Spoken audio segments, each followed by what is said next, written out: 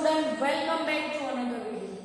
આપણે લાસ્ટ લેક્ચરમાં જોયું કે ડીએનએ ની જે પિતૃ શૃંખલા હોય છે, આ પિતૃ શૃંખલામાંથી એમઆરએનએ ની શૃંખલાનું નિર્માણ થાય છે. બરાબર. હવે આજના લેક્ચરમાં આપણે જોવાનું છે કે ડીએનએ માં આ જે પ્રત્યાંકનની પ્રક્રિયા થાય છે તે ડીએનએ ના કયા ભાગમાં થાય છે. તો આપણે જોઈએ ડીએનએ માં પ્રત્યાંકનની પ્રક્રિયા ટોટલ કયા ભાગમાં થાય છે અને કેટલા ભાગોમાં થાય છે. તો ડીએનએ માં પ્રત્યાંકનની પ્રક્રિયા ટોટલ 3 ભાગમાં થાય છે. બરાબર. અહીંયા ડીએનએ માં એવો વર્ડ એટલે યુઝ કર્યો છે કારણ કે ડીએનએ ની અંદર પ્રત્યાંકનની પ્રક્રિયા થાય છે, કારણ કે ડીએનએ માંથી એમઆરએનએ નું નિર્માણ થાય છે. બરાબર. એટલે અહીંયા ડીએનએ માં પ્રત્યાંકનની પ્રક્રિયા ટોટલ 3 ભાગમાં થાય છે એવો વર્ડ યુઝ થયો છે. તો આપણે જોઈએ કયા કયા ભાગમાં થાય છે. તો તે પહેલું જે છે તેને પ્રમોટર તરીકે ઓળખવામાં આવે છે, બીજાને બંધારણીય જનીન તરીકે ઓળખવામાં આવે છે અને ત્રીજું જે છે તેને સમાપક તરીકે ઓળખવામાં આવે છે. ફરીથી આપણે રિપીટ કરી દઈએ કે ડીએનએ માં જે પ્રત્યાંકનની પ્રક્રિયા થાય છે તે ટોટલ 3 ભાગમાં થાય છે. કયા કયા 3 ભાગ? તો તેમાં પહેલા ભાગનું નામ છે પ્રમોટર, બીજું જે છે તેને બંધારણીય જનીન કહેવાય છે અને ત્રીજું જે છે તેને સમાપક તરીકે ઓળખવામાં આવે છે. આ 3 ભાગના આપણે નામ યાદ રાખવાના છે અને સિક્વન્સમાં યાદ રાખવાના છે કે પહેલા પ્રમોટર, પછી બંધારણીય જનીન અને લાસ્ટમાં સમાપક. બરાબર. હવે આપણે જોઈએ કે કેવી રીતે આ 3 ભાગ જે છે તે ગોઠવાયેલા હોય છે, ત્રણેય ભાગ કેવી રીતે પ્રક્રિયા કરે છે. બરાબર. તો આપણને ખબર છે કે ડીએનએ 2.2 મીટર લાંબો છે. બરાબર. હવે આ 2.2 મીટર આખો લાંબો ડીએનએ એમઆરએનએ નું નિર્માણ નથી કરતું. ડીએનએ નો કોઈ એવો ભાગ અથવા તો એ કહી શકાય કોઈ એવો ટુકડો હશે કે જે પ્રત્યાંકનની પ્રક્રિયા કરતો હોય છે, મતલબ કે એ ભાગમાંથી એમઆરએનએ નું નિર્માણ થતું હોય. તો આપણે ડ્રો કરીએ. બરાબર. સપોઝ આ આખો 2.2 મીટર લાંબો ડીએનએ છે. હવે એમાંથી આટલો ભાગ જે છે જે શું કરે છે, આટલા ભાગમાંથી પ્રત્યાંકનની પ્રક્રિયા થાય છે, એટલે કે ડીએનએ નો આટલો ટુકડામાંથી એમઆરએનએ બને છે. બરાબર. તો હવે સ્ટાર્ટિંગમાં શું આવ્યું હશે છે કે જ્યાંથી એમઆરએનએ બનવાની શરૂઆત થાય અને એમઆરએનએ બનાવવાની શરૂઆત કોણ કરશે? RNA polymerase. તો અહીંયા સ્ટાર્ટિંગમાં પહેલા પ્રમોટર આવેલું હશે. આ પ્રમોટર સાથે શું થશે? પ્રક્રિયાની શરૂઆત થશે. શું થશે? પ્રમોટર જ્યાં છે ત્યાંથી એમઆરએનએ ની શૃંખલાની બનવાની શરૂઆત થશે. ત્યારબાદ આ વાળો વચ્ચેનો ભાગ જે તમને દેખાય છે તેને બંધારણીય જનીન તરીકે ઓળખવામાં આવે છે. બરાબર. બંધારણીય જનીન. હવે શું થશે કે બંધારણીય જનીન જે ભાગ છે તેમાંથી એમઆરએનએ ની આખી શૃંખલા બનશે. આ વાળો જે ભાગ છે તેમાંથી એમઆરએનએ ની પોલીન્યુક્લિયોટાઇડ વાળી શૃંખલા બનશે. બરાબર. ત્યારબાદ હવે પ્રક્રિયા થઈ ગઈ કમ્પ્લીટ, એટલે કે એમઆરએનએ ની શૃંખલા બની ગઈ તો એ વાળા ભાગને હવે શું કહેવાશે? સમાપન. એટલે પ્રક્રિયાનો એન્ડ જે છે તે સમાપકથી થશે. બરાબર. તો આ તમે પ્રમોટર, બંધારણીય જનીન અને સમાપન જે આપણને ખબર છે ડીએનએ જે 2.2 મીટર આખો લાંબો છે, આખી શૃંખલામાંથી એમઆરએનએ નહીં બને, માત્ર ડીએનએ નો એક ભાગ હશે અથવા તો ટુકડો હશે જે પ્રત્યાંકનની પ્રક્રિયા કરતો હશે. હવે આપણે હજુ એક અલગ રીતે જોઈએ. આપણી ટેક્સ્ટ બુકમાં જે આકૃતિ આપેલી છે તો અહીંયા આપણે ડ્રો કરીએ.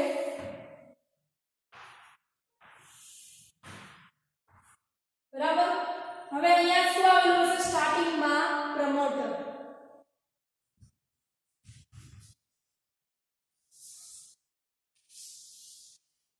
બરાબર. હવે પ્રમોટર શું કરાવશે? પ્રક્રિયાની શરૂઆત કરશે, એટલે કે અહીંયાથી એમઆરએનએ ની શૃંખલા બનવાની શરૂઆત થશે. શું કામ ત્યાંથી શરૂઆત થશે? કારણ કે આરએનએ પોલિમરેઝ ઉત્સેચક અહીંયા પ્રમોટર સાથે જોડાશે અને ત્યારબાદ શૃંખલા બનવાની શરૂઆત થશે. શૃંખલાની બનશે ક્યાં? બંધારણીય જનીનના ભાગમાં. બરાબર. તો આ જે છે તે બંધારણીય જમીન. અને હવે શું થશે, પ્રક્રિયા પૂરી થઈ જશે એટલે કે એમઆરએનએની શૃંખલા બની જશે, જેને શું કહેવાય હવે સમાપક, એટલે કે અહીંયાથી પ્રક્રિયાનો એન્ડ આવી જશે. હવે આપણે એને ક્રમ આપી દઈએ તો આ જે છે તે 3 પ્રાઇમ, આ 5 પ્રાઇમ, બંને શૃંખલા કેવી હોય છે, એકબીજાને પ્રતિ સમાંતર હોય છે. તો અહીંયા 3 પ્રાઇમ હશે તો અહીંયા શું હશે 5 પ્રાઇમ અને આ 3 પ્રાઇમ. હવે આપણે બંને શૃંખલાના નામ આપી દઈએ. તો આ શૃંખલા જે છે તેને કોડિંગ શૃંખલા તરીકે ઓળખવામાં આવે છે, અથવા તો તેને ગુજરાતીમાં કેવું હોય તો તેને સાંકેતન શૃંખલા પણ કહેવાય છે.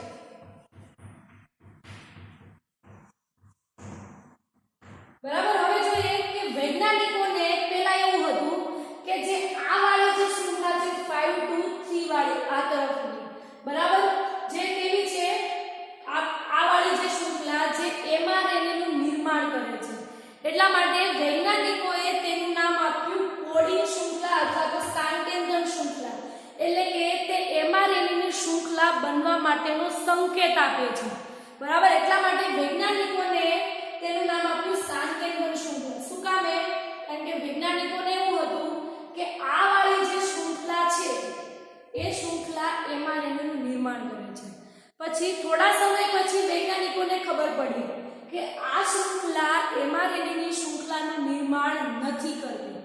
તો આ શૃંખલાનું નામ કોઈ ચેન્જ ના કર્યું, તેનું નામ કોડિંગ શૃંખલા જ રાખવામાં આવ્યું. પરંતુ જે એમઆરએનએ ની શૃંખલાનું નિર્માણ કરે છે એ શૃંખલાનું નામ વૈજ્ઞાનિકોએ આપ્યું પિતૃ શૃંખલા, અથવા તો આપણે એને ટેમ્પલેટ શૃંખલા તરીકે પણ ઓળખીએ છીએ, બરાબર.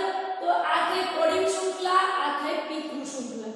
હવે આપણે પ્રતિપ્રવાહ અને અનુપ્રવાહનું નામ આપી દઈએ. તો આ વાળું જે છે તેને પ્રતિપ્રવાહ તરીકે ઓળખવામાં અને આ વાળું જે છે તેને અનુપ્રવાહ કહેવાય, બરાબર. હવે કદાચ જો એમસીક્યુ માં એવું પૂછાય કે પ્રમોટરનું સ્થાન ક્યાં હોય છે, તો હવે આન્સરમાં આપણે એ લખવાનું છે કે પહેલા વૈજ્ઞાનિકોને શું હતું કે આ કોડિંગ શૃંખલા શું કરે છે, એમઆરએનએ નું નિર્માણ કરે છે, બરાબર. તો કોડિંગ શૃંખલાના રેફરન્સથી હવે આપણે પ્રમોટર યા તો સમાપકનું સ્થાન આપણે ડિસાઈડ મતલબ લખવું હોય તો શેના આધારે આપણે લખશું, કોડિંગ શૃંખલાને. કારણ કે ત્યારે વૈજ્ઞાનિકોને એવું જ હતું કે કોડિંગ શૃંખલા જ એમઆરએનએ નું નિર્માણ કરે છે. તો એ અનુસાર એ લોકોએ પ્રમોટર અને સમાપક જે છે એના સ્થાન કોડિંગ શૃંખલાના આધારે જ લખ્યા છે અને હજુ એમાં કોઈ ચેન્જીસ નથી થયો. હજુ હાલની તારીખમાં પણ આપણે પ્રમોટર યા તો સમાપકનું સ્થાન લખવું હોય તો આપણે રેફરન્સ તરીકે કોડિંગ શૃંખલાથી જ લખવું પડે, બરાબર. તો હવે આપણે જોઈએ પ્રમોટરનું સ્થાન.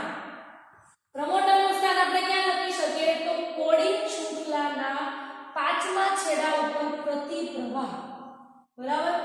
કોડિંગ શૃંખલાના 5મા છેડા અને પ્રતિપ્રવાહ, બરાબર. હવે સપોઝ એવું પૂછે કે સમાપકનું સ્થાન ક્યાં છે, તો સમાપકનું સ્થાન ક્યાં આવશે, કોડિંગ શૃંખલાના 3જા છેડા ઉપર અને અનુપ્રવાહ, તો કોડિંગ શૃંખલાના અથવા તો આપણે સાંકેતન એવો પણ વર્ડ યુઝ કરી શકીએ,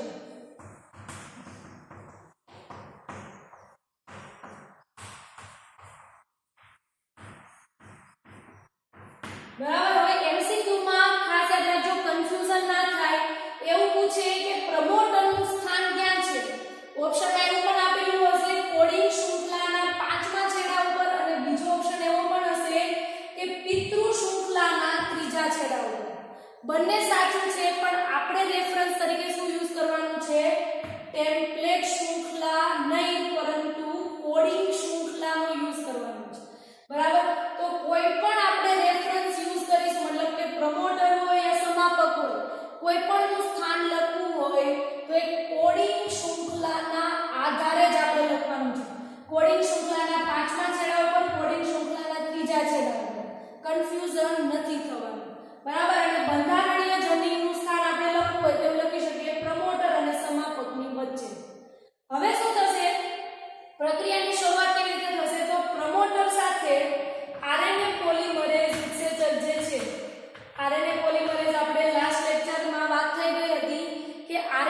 પોલિમરેઝ ઉત્સેચક જે છે તે શું કરે છે? પ્રત્યાંકનની પ્રક્રિયા કરવામાં મદદ કરે છે.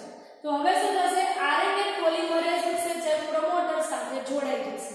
બરાબર. ત્યારબાદ બંધારણીય જનીનમાં એમઆરએનએ ની જે શૃંખલા છે એ બનશે. હવે આપણે જોવાનું છે કે આપણી બુકમાં એક સિસ્ટ્રોન અને જનીન વર્ડ લખ્યો છે. આ બંને વચ્ચે ડિફરન્સ શું છે એ આપણે જોઈએ. ડિફરન્સ જોઈતા પહેલા હજુ એક બાબત ભૂલાઈ ગઈ છે કે પ્રમોટર જે છે તે જ્યારે પ્રત્યાંકનની શરૂઆત થશે ત્યારે આ નાઇટ્રોજન બેઝની સિક્વન્સ શું હશે એ જોઈ લઈએ. બરાબર. તો આદિકોષ કેન્દ્રીયમાં અને સુકોષ કેન્દ્રીયમાં આ નાઇટ્રોજન બેઝની સિક્વન્સ અલગ અલગ હશે. પહેલા આપણે જોઈએ આદિકોષ કેન્દ્રીય. હવે આદિકોષ કેન્દ્રીયમાં જ્યારે પ્રત્યાંકનની પ્રક્રિયા થશે ત્યારે આ જે પ્રમોટર વાળી જે ડીએનએ ની જે શૃંખલા હશે તેમાં નાઇટ્રોજન બેઝનો ક્રમ હશે TATAAT. શું હશે ક્રમ? TATAAT.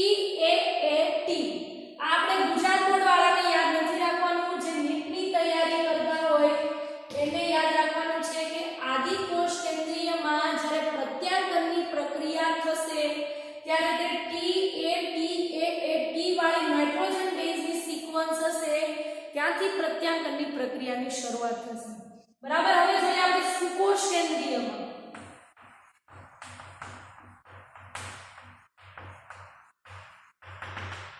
સુકોષ કેન્દ્રીયમાં પ્રત્યાંકનની પ્રક્રિયાની શરૂઆત માટે નાઇટ્રોજન બેઝનો ક્રમ હશે TAT પછી 4 ટાઈમ A. 1 2 3 અને 4 આ ટાઈપનો ક્રમ હશે ત્યારે સુકોષ કેન્દ્રીયમાં પ્રત્યાંકનની શરૂઆત થશે. બરાબર. હવે આપણે જોઈએ કે જે આપણી બુકમાં સિસ્ટ્રોન અને જનીન જે શબ્દ આપેલા છે બંને વચ્ચે ડિફરન્સ શું છે એ પહેલા આટલું લખવા માટે અડધો મિનિટ વિડિયો પોઝ કરું છું, લખી લો, પછી આગળ ચાલુ કરું છું.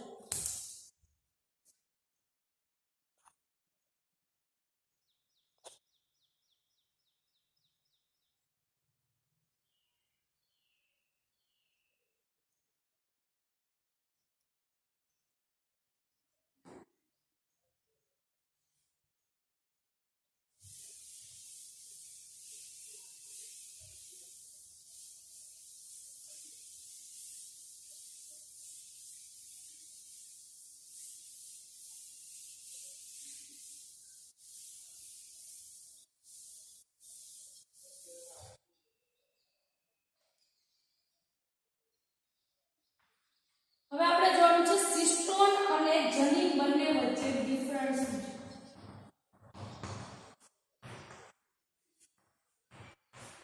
સિસ્ટ્રોન એટલે એવો ભાગ, ડીએનએ નો એક એવો ભાગ અથવા તો ડીએનએ નો એવો ટુકડો કે જ્યાંથી એમઆરએનએ ની શૃંખલાનું નિર્માણ થતું હોય, જેને સિસ્ટ્રોન તરીકે ઓળખવામાં આવે છે. જ્યારે આપણે જનીન જનીનની વ્યાખ્યા લખવી હોય તો એવું લખી શકીએ કે ડીએનએ નો એક એવો ભાગ કે જ્યાંથી પ્રોટીન બનતો હોય અથવા તો પ્રોટીનનું નિર્માણ થતું હોય એ ભાગને જનીન તરીકે ઓળખવામાં આવે છે. ફરીથી બંને વર્ડ આપણે લખી નાખીએ. સિસ્ટ્રોનનો મતલબ શું થાય? ડીએનએ નો એવો ભાગ કે જ્યાંથી એમઆરએનએ ની શૃંખલાનું નિર્માણ થતું હોય. બરાબર. ત્યારબાદ આપણે જનીન જોઈએ તો જનીનમાં ડીએનએ નો એવો ભાગ કે જ્યાંથી પ્રોટીનની બનવાની શરૂઆત થતી, મતલબ કે પ્રોટીનનું નિર્માણ થતું હોય, જેને શું કહેવાય છે? જનીન તરીકે ઓળખવામાં આવે છે. બરાબર. હવે જે સિસ્ટ્રોન જે છે એ સિસ્ટ્રોન ટોટલ 2 પ્રકારના જનીન ધરાવે છે. કયા કયા જોઈએ? જેમાં પહેલું છે પોલિસિસ્ટ્રોનિક જનીન.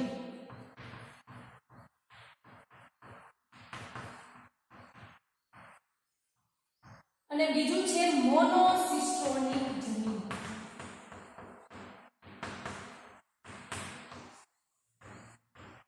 હવે શું થશે કે જે પોલિસિસ્ટ્રોનિક જનીન જે છે તે શેમાં જોવા મળશે? મોનોસિસ્ટ્રોનિક પ્રકારનું જનીન શેમાં જોવા મળશે?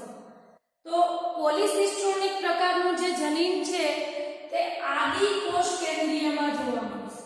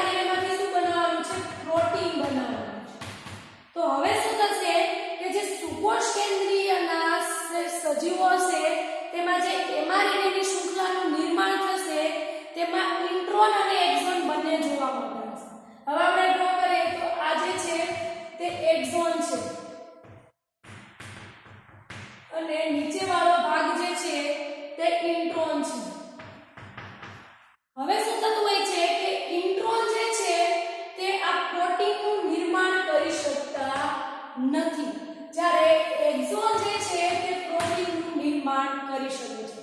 ખાસ યાદ રાખજો, ઇન્ટ્રોન જે છે તે પ્રોટીનનું નિર્માણ નથી કરતા. એ શું કરશે? વિક્ષેપણ કરશે અને પ્રોટીનનું નિર્માણ નહીં થવા દે. પરંતુ એક્ઝોન જે છે તે પ્રોટીનનું નિર્માણ કરી શકે છે. પણ હવે શું થશે કે જ્યાં સુધી એક્ઝોન અને ઇન્ટ્રોન સાથે હશે, એટલે કે એક શૃંખલામાં ઇન્ટ્રોન અને એક્ઝોન બંને આવેલા હશે, તો એ પ્રોટીનનું નિર્માણ નહીં થાય. ભલે એક્ઝોન પ્રોટીનનું નિર્માણ કરી શકતો હોય, પણ જ્યાં સુધી ઇન્ટ્રોન આવેલું હશે ત્યાં સુધી એક્ઝોનને એ પ્રોટીનનું નિર્માણ નહીં થવા દે. એટલે આપણે જ્યારે સુકોષ કેન્દ્રીયના પ્રત્યાગમની પ્રક્રિયા ભણીશું ત્યારે એમાં આવશે કે આ ઇન્ટ્રોન જે છે તે કેવી રીતે દૂર થાય છે અને ત્યારબાદ માત્ર શૃંખલામાં એક્ઝોન જ રહેશે અને ત્યારબાદ એ પ્રોટીનનું નિર્માણ કરી શકશે. પણ આપણે અહીંયા તફાવતમાં એટલું યાદ રાખવાનું છે, પોલિસિસ્ટોનિકમાં ઇન્ટ્રોન અને એક્ઝોન હોતું નથી, જ્યારે મોનોસિસ્ટોનિકમાં ઇન્ટ્રોન અને એક્ઝોન જોવા મળે છે. ઇન્ટ્રોન પ્રોટીન બનાવી શકતું નથી, એક્ઝોન પ્રોટીન બનાવી શકે છે. બરાબર? તો એમસીક્યુમાં પણ પૂછી શકે છે કે શેમાં ઇન્ટ્રોન અને એક્ઝોન જોવા મળે છે. એમાં એમસીક્યુમાં આપેલા છે આદિ કોષ કેન્દ્રીયમાં, સુકોષ કેન્દ્રીયમાં, પછી એવું પણ આપેલું હોય એ બી બંને. પણ આપણે શું લખવાનું છે કે સુકોષ કેન્દ્રીયમાં જ અથવા તો મોનોસિસ્ટોનિક જનીનમાં જ ઇન્ટ્રોન અને એક્ઝોન જોવા મળે છે. હવે આપણે નેક્સ્ટ લેક્ચરમાં જોઈશું આદિ કોષ કેન્દ્રીયના કોષોમાં પ્રત્યાંકનની પ્રક્રિયા કેવી રીતે થાય છે. ત્યાં સુધીમાં આપણે હોમવર્ક આપી દઈએ.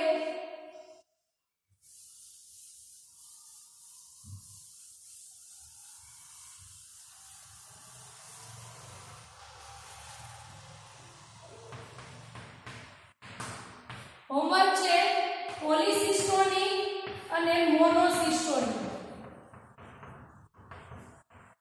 બંને વચ્ચેના તફાવત 2 બને. બીજો ક્વેશ્ચન છે કે હમણાં મેં જે અહીંયા ફિગર ડ્રો કરી હતી આની અનુપ્રવાહ અને પ્રતિપ્રવાહ, એ ફિગર ડ્રો કરી અને ત્યારબાદ ઉપરની શૃંખલા નીચેની શૃંખલા જે છે, ત્યારબાદ પ્રમોટરનું સ્થાન, સમાપકનું સ્થાન, એ બધું લખવાનું છે. તો આપણે પેજ નંબર લખી લઈએ. પેજ નંબર 108 ઉપર જે આકૃતિ આપેલી છે એ આકૃતિ દોરી અને ત્યારબાદ તેની વિશેનું જે વર્ણન છે એ લખવાનું છે.